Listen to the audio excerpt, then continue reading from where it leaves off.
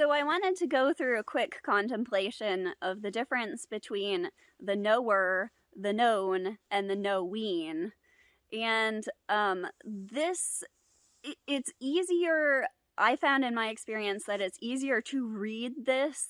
So if it doesn't make sense, I'm going to write a blog post with everything I say here going through this, but more well written out. But sometimes having like the enthusiasm and having it spoken can also be helpful in ways that we can't really understand.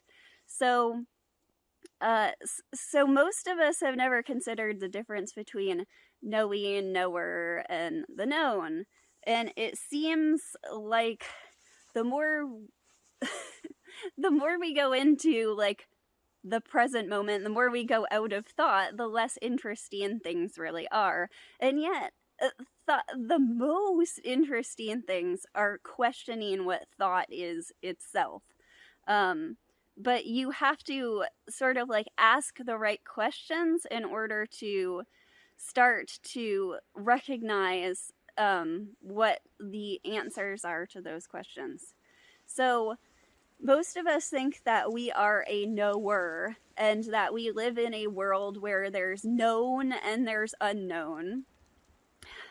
But in our direct present moment, there is no such thing as knower or known. There's only knowing.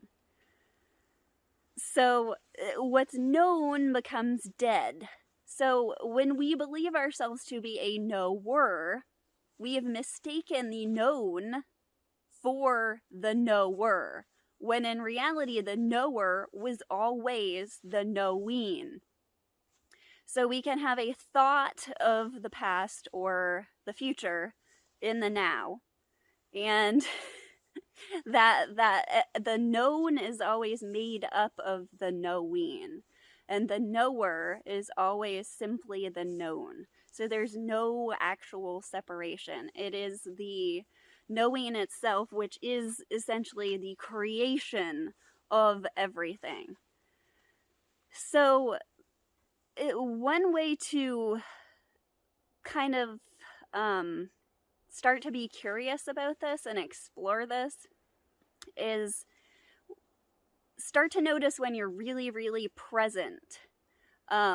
So if you were, for example, listening for the doorbell and you had to be in a far area of the house, you would be very alert. So in order for us to have to be the knowing and to truly understand and have true intelligence, as if that was something we could actually have, but I don't really have any other way to explain it to you using words, we would have to be the knowing. That's where all intelligence lies, within the no duality between knowing and not knowing.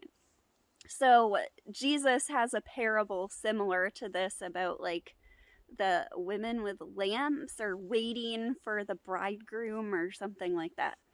But if you're listening for something, which is what we do in meditation, it's like this relaxation and then this alertness that comes together. That's the knowing. And so a lot of the activities that people do for fun are, maybe they don't realize it, but they're just tapping into this, like downhill skiing. You cannot be thinking about mundane problems when you're going really, really fast down a narrow trail. You have to be completely present. You have to be the knowing. And if you're really, really scared and you lock up, then you can't adjust to everything at the same time. So this is essentially the safest place to be, which is why the mind spins all these stories about unknowns. So it claims to know the unknown, and then it creates fear. So emotion is always responding, because emotion, that feeling itself, is always real time responding to that thought. So when we tap into that and we're feeling, we recognize which thoughts are coming from that wrong assumption of being the knower or being the known.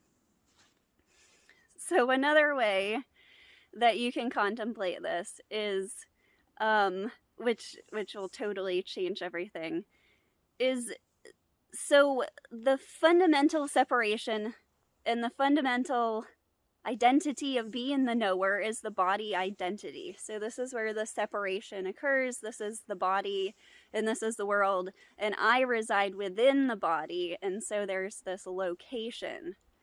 So when you are walking, we typically, like, we're walking and we're thinking and we're walking and we're thinking, and we believe that we're a body going somewhere. From the point of pure awareness, this is not actually the case.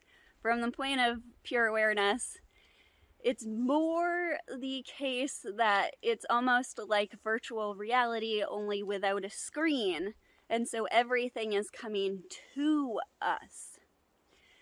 So this is why the law of attraction is also a profound thing, because there isn't any difference between, like, physics, which would be the material, I am a material thing, is mistaking the known for the knower and forgetting the knowing.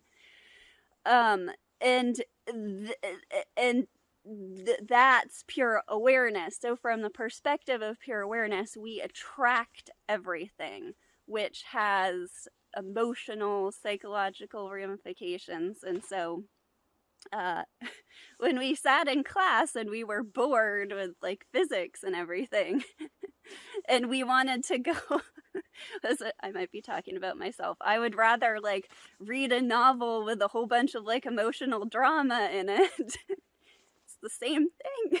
It's always the same thing.